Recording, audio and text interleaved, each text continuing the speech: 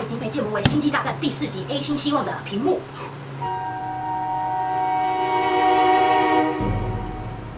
世界各地的501军团风暴势力都在使用这把E11。当时的它火力强大，准度又非常的高，适合所有环境使用，是标准的配备武器，转换为全长步枪。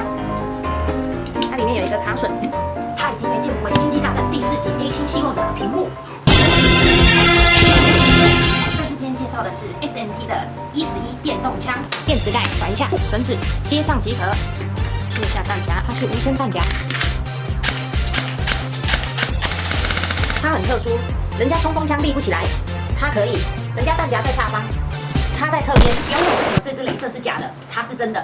难道有了雷射，你玩生存游戏就会装死吗？不可能嘛！